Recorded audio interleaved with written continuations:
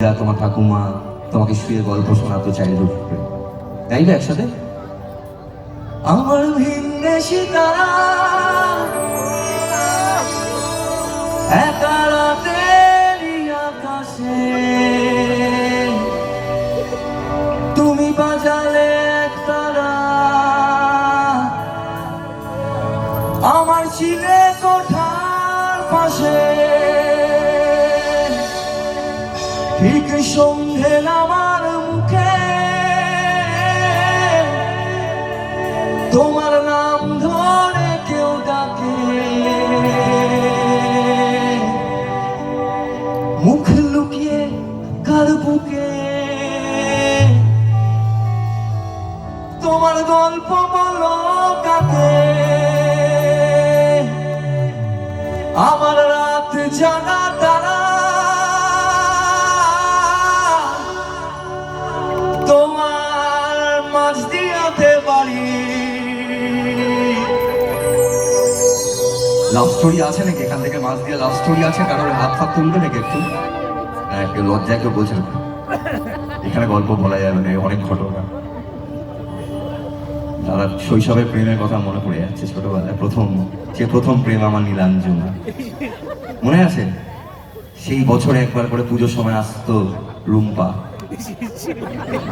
হ্যাঁ, কি ছিল সেই প্রেম! আর এখন হয়ে গেছে ফেসবুকে আলাপ, হোয়াটসঅ্যাপে ব্লগ। আচ্ছা, আমার চশমাটা তুমি পরে নিয়েছো? আচ্ছা, রেখে দিয়েছো? কি একটু জানো তাহলে একটা যখন এত গানই হলো, এবার যে মানুষটা আমার অ্যালবাম রিলিজে, রাজকন্যা অ্যালবাম, তোমরা যারা আমার রাজকন্যা অ্যালবাম শুনেছো জানো যে আমাদের যে গানগুলো পপুলার হয়েছে ওখানে, যে কলেজ আর ক্যান্টিন অনার্স বা রাজকন্যা, এই গানগুলো অ্যাকচুয়ালি আমি অনেক ছোটবেলায় লিখেছি, 16-17 বছর বয়সে লেখা আমার। কলেজের গানটা 18 বছর বয়সে।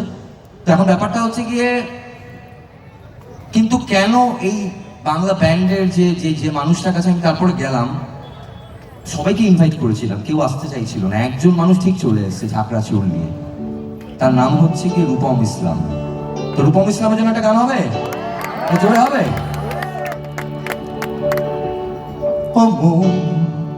তুমি জানো না যে মাঝে রাতে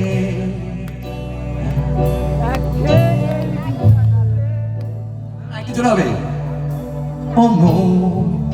তুমি জানো না যে মাঝে রাতে একে এই বিছানাতে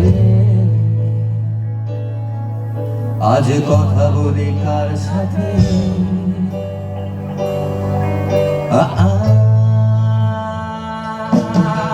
জানি না কার কি যায় বা আসে তাতে, তাই গান গায় রাস্তাতে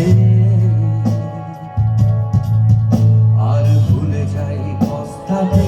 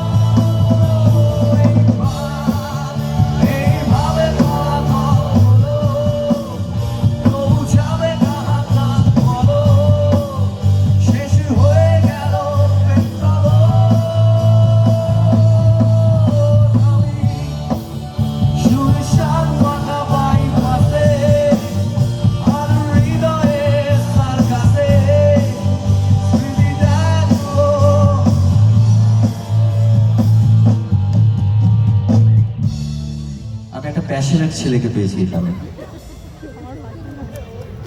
তোমার নাম কি?